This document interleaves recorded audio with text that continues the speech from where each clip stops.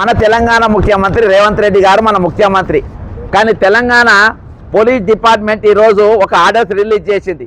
ఏమని రిలీజ్ చేసిందనంటే, it is to inform you that in case of presently under investigation in this police station where in has been observed that a user operating an account handle or your platform has posted abused as hateful content targeting the honorable chief minister 100% శిక్షా రూలే. ముఖ్యమంత్రి ఎవరు అంటే తప్పుగా మాట శిక్ష. కానీ ఇక్కడ తెలంగాణ ప్రభుత్వం ఇచ్చింది ఏ ముఖ్యమంత్రి గురించి అని అంటే, honourable chief minister Shri Chandrababu Naidu garu. Chandrababu Naidu గారిని ఎవరన్నా ఏమన్నా అన్నారనుకో, వాళ్ళ మీద మేము పెద్ద చర్య తీసుకుంటాము అని చెప్పేసి బాజాప్తా తెలంగాణ గవర్నమెంట్ జీవో విడుదల చేసింది. మరి తెలంగాణ ముఖ్యమంత్రి మన ఆంధ్రప్రదేశ్ ముఖ్యమంత్రి మాత్రమే అంటే ఎందుకు? కర్ణాటక ముఖ్యమంత్రి అన్నా మేము చర్యలు తీసుకోవాలని ఉండాలి. ఈ భారతదేశంలో ఏ ముఖ్యమంత్రి మీద మాట్లాడినా కానీ మేము చర్యలు తీసుకోవాలా అని ఉంటే మేము సంతోషించేటోళ్ళం.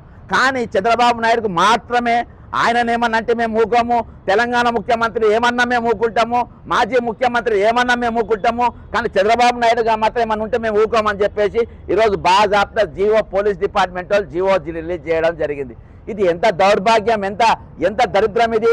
ఎక్కడో పక్కనున్న రాష్ట్ర ముఖ్యమంత్రి, ఏకైక ముఖ్యమంత్రి, తెలంగాణ ముఖ్యమంత్రి పేరు లేకుండా పక్క రాష్ట్ర ముఖ్యమంత్రి ఒకటే పేరు పెట్టి ఈరోజు ఆయననేమనంటే మాత్రమే చర్యలు తీసుకుంటామని పోలీస్ డిపార్ట్మెంట్ ఇటువంటి ప్రకటనలు ఎంతవరకు కరెక్ట్? ఈ రాష్ట్రానికి, తెలంగాణ రాష్ట్రానికి ముఖ్యమంత్రి రేవంత్ రెడ్డా లేకుంటే చంద్రబాబు నాయుడా? ఎవరు ముఖ్యమంత్రి ఉన్నారు ఇక ఈ రాష్ట్రంలో? 1200 మంది విద్యార్థులు తమ ప్రాణాలను ఈరోజు పణంగా పెట్టి తెచ్చుకున్న తెలంగాణలో ఆయన నియమనిస్తే మేము ఊకోమని తెలంగాణ పోలీస్ డిపార్ట్మెంట్ ఏ విధంగా అంటది? ఇక హోంమంత్రి శాఖ ఎవరి దగ్గర పెట్టుకుండు? రేవంత్ రెడ్డి దగ్గర పెట్టుకుండు. కాబట్టి నా గురువుని నన్ను అంటే అనండి, జీవో అట్నే ఉంది, రేవంత్ రెడ్డి పేరు లేదు ఇలా, కేవలం చంద్రబాబు నన్నేమనంటే అనండి, కానీ నా గురువును మాత్రం ఏమనద్దు అన్నట్టున్నది జీవో. ఎంత అన్యాయం, ఎంత దౌర్భాగ్యం ఇది!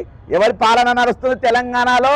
ఈరోజు ఓటుకు నోట్ల రెండో ముద్దాయిగా ఉన్నటువంటి చంద్రబాబు నాయుడు ఈ రాష్ట్ర హోంశాఖలో, ఈ రాష్ట్ర పోలీస్ డిపార్ట్మెంట్కు ఒక ముద్దాయిగా ఉన్న ఓటుకు నోట్ల ఏటుగా ఉన్నటువంటి వ్యక్తిని ఏమన్నంటే మేము మూకమని చెప్పి పోలీస్ డిపార్ట్మెంటు ఈరోజు ఈ విధంగా రేపు నేను ఛాలెంజ్ చేస్తున్నా. రేపటి దినాల 2 డిమాండ్స్. ఒకటి, పొంగిలేటిని ఇమ్మీడియట్గా మంత్రి పదవికి వెళ్ళి తీసేయాలి. రెండో పాయింట్, ఉద్యోగులందరినీ సస్పెండ్ చేయాలి. అది. ఇంకోటి, దీన్ని ఇందులో ఒకటి మార్పు చేయాలి పోలీస్ డిపార్ట్మెంట్.